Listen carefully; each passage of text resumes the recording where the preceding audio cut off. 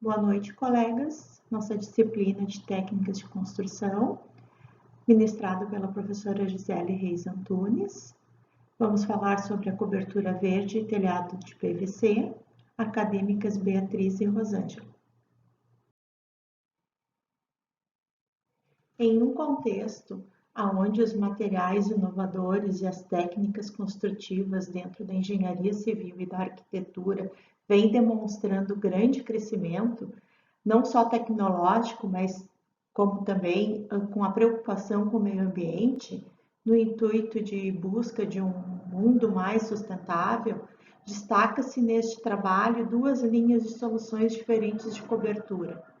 O estudo desenvolvido destas tipologias propõe a ideia de que, como profissionais, sempre teremos condições de apresentar projetos de readequação de sistemas utilizados, procurando aprimorar e agregar soluções que comportem maior eficácia, incentivando as práticas de conhecimento e experiência na melhor resolução.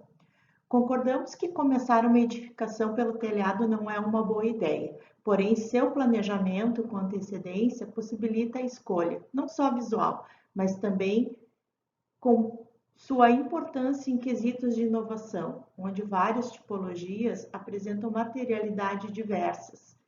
As inovações se comportam trazendo originalidade para as edificações.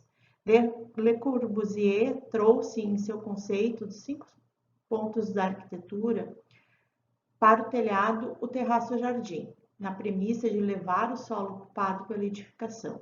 Processo inovador para a década de 30. E é bem possível que o conceito de terraço-jardim ou telhado verde, para muitas pessoas ainda seja uma grande novidade. Cobertura verde. Os grandes espaços de cobertura hoje são foco de aproveitamento, trazendo soluções ambientais para os grandes centros urbanos. A premissa anteriormente falada era a elevação da ocupação do solo, hoje se fala em solução sustentável. As suas principais características são aumentar a qualidade do ar, o isolamento térmico, a retenção da água da chuva, a automanutenção, o aproveitamento do espaço, consequentemente tornando a edificação amiga do meio ambiente. Existem 3 formatos de cobertura verde: o intensivo, extensivo e semi-extensivo. O intensivo exige uma cobertura mais robusta, porque a materialidade do terraço ele pode pesar entre 180 a 500 quilos por metro quadrado e por isso requer um planejamento prévio para a realização deste. As espécies de plantio e cultivo podem variar de 20 centímetros a 1 metro, trazendo a possibilidade de uma variedade de plantas, incluindo algumas árvores pequenas e arbustos. Neste caso, a manutenção da cobertura requer irrigação regular. O extensivo são para coberturas mais finas e leves, onde o plantio fica entre 6 centímetros a 30 centímetros de profundidade, ótimo para quase qualquer tipo de edificação. Seu peso varia entre 60 a 150 quilos o metro quadrado, não necessitando na estrutura que ela seja mais robusta para suportar. Suporta o plantio de espécies tolerantes à seca, como ervas e gramas de baixo crescimento, exige cuidados na sobrecarga de água das chuvas, pois é pouco permeável, de fácil manutenção, pois as espécies de plantio não requerem irrigação constante. E por último, o semi-intensivo, que é um misto entre os dois tipos anteriores. O sistema de plantio pode variar entre 12 centímetros a 25 centímetros de profundidade, com peso médio de 120 a 200 quilos por metro quadrado. Essa variação permite usar grama, ervas, arbustos de 20 centímetros a 1 metro.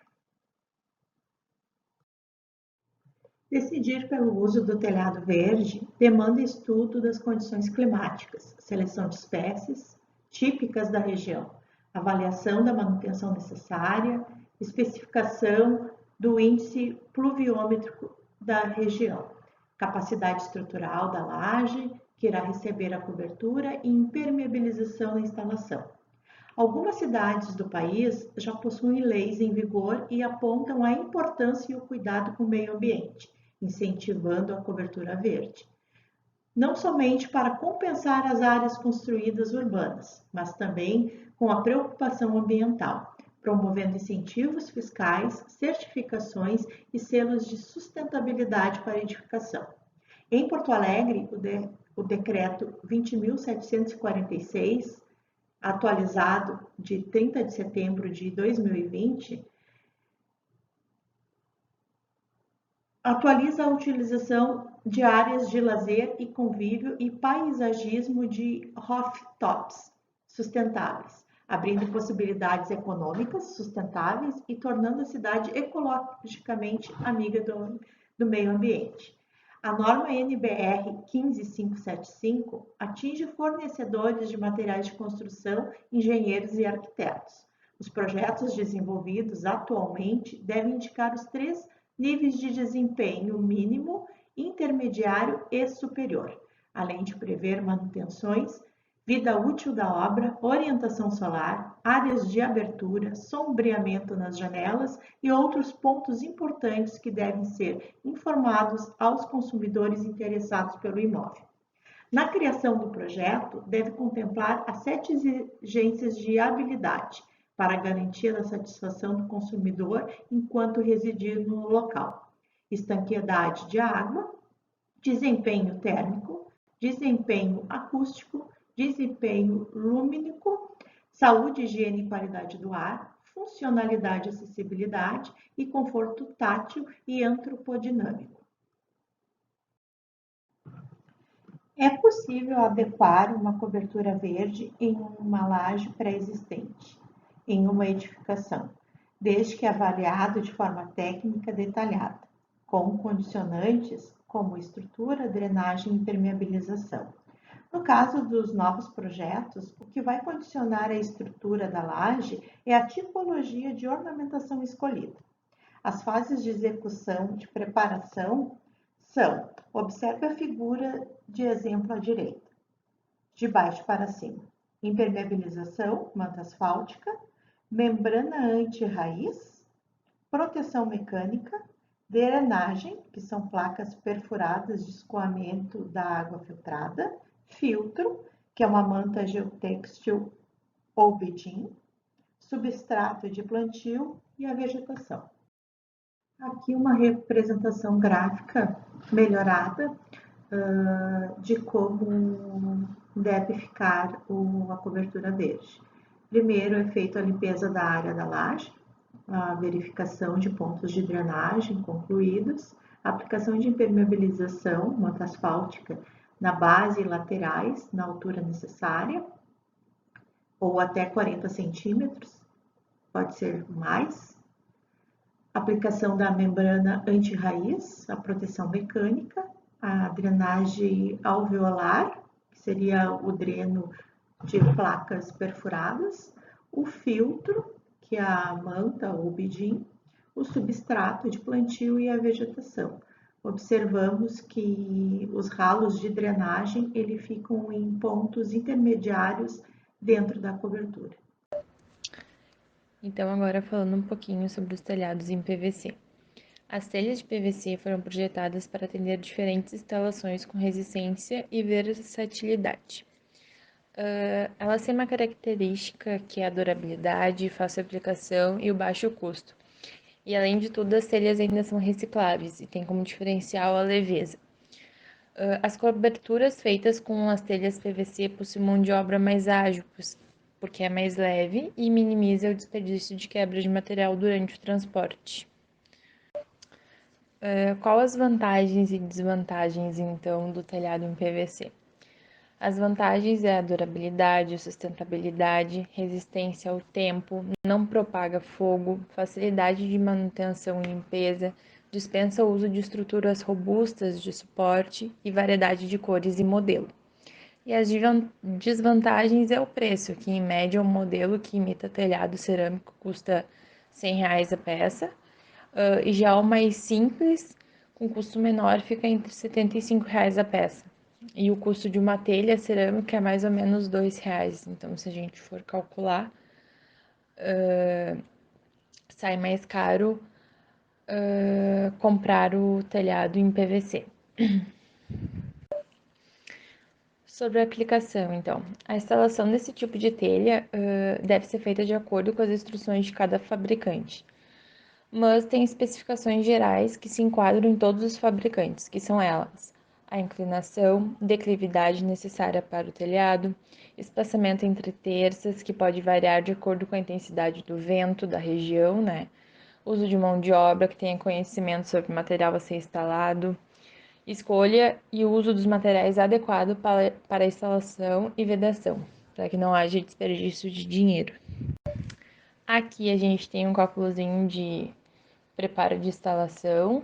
É só um exemplo mesmo da quantidade de telhas necessárias para o telhado.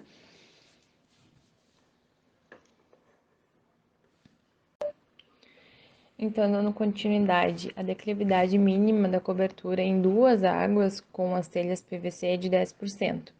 Para os demais modelos de cobertura, 20% de declividade. E nos telhados com apenas uma água, a declividade poderá ser a partir de 5%. Daí a gente também tem as peças de apoio, que aí a gente especifica dentro desta marca. O espaço entre as terças, então, a primeira peça deve estar na extremidade da tesoura, a última peça deve estar de 100 milímetros a 180 milímetros da linha de cumera. Para melhor fixação, deve-se colocar uma vigota na cumera. Aqui é uma imagem que mostra o fluxo. Então, o primeiro procedimento é definir as linhas do telhado, as cumeras, calhas e respectivos cortes. Após, as calhas podem ser feitas de chapa galvanizada ou de PVC. As chapas metálicas devem ter uma espessura de mais ou menos 0,6 milímetros e as chapas de PVC 1,5 milímetros. A largura mínima deve ser de 270 milímetros. Antes de colocar qualquer tipo de calha, a gente deve se certificar de que o modelo e tamanho estão de acordo com o projeto. As telhas devem ser fixadas em terças, obedecendo-se o distanciamento máximo de acordo com o perfil escolhido e a região de atuação do vento. Aqui, para a instalação da telha, a gente deve colocar a primeira folha na parte baixa, certificando que o seu alinhamento com a linha do próprio telhado, fixar a parte baixa da telha e depois ir fixando a parte de cima conforme a ordem numérica, conforme mostra a imagem aqui embaixo. Telhados com 4 ou mais lados sempre começam com a primeira folha na parte central e depois continuam para as laterais, conforme a imagem aí do ladinho também. Os furos devem ser feitos na parte alta das ondas. Após a fixação da primeira e segunda telha, são colocadas a terceira e a quarta telha. Após a colocação da quarta, deve certificar novamente que as superfícies laterais e o beiral do telhado estejam alinhados. Na fixação dos encontros das telhas, as extremidades devem ser fixadas no eixo da terça, no encontro da primeira com a segunda. Deve-se respeitar igualmente essa distância.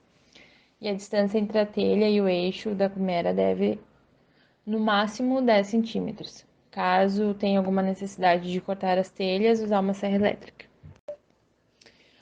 Então, aqui tem algumas coisas importantes, tá? Para o telhado com mais de 2 águas é necessário, antes da instalação das cumeiras laterais, a aplicação do primer de aderência. E depois de 2 horas é necessária a fixação de uma fita aluminizada autoadesiva de 100 milímetros para a vedação da junção das telhas. Todas as telhas devem ser sobrepostas nas laterais, cantos e outros. A sobra deve ser cortada. Antes de cortar, é importante conferir os alinhamentos lateral e bilateral no encontro das águas. Antes da aplicação das cumeiras, recomenda-se o uso da fita de vedação para melhor estanqueidade. Nesse slide tem a instalação de dispositivos e equipamentos, chaminés, caixa d'água, outros dispositivos necessários.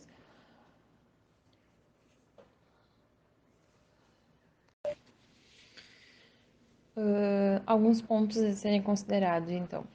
Primeiro, as telhas e peças complementares devem ser transportadas com muito cuidado para evitar o risco de danos. Segundo, a estocagem das telhas deve ser em um local plano. O empilhamento deve ser com no máximo 100 peças por pilha ou pallet e em até 2 pilhas ou pallets sobrepostos. Terceiro, as cumeiras também devem ser colocadas em local plano, em pilhas de no máximo 50 peças.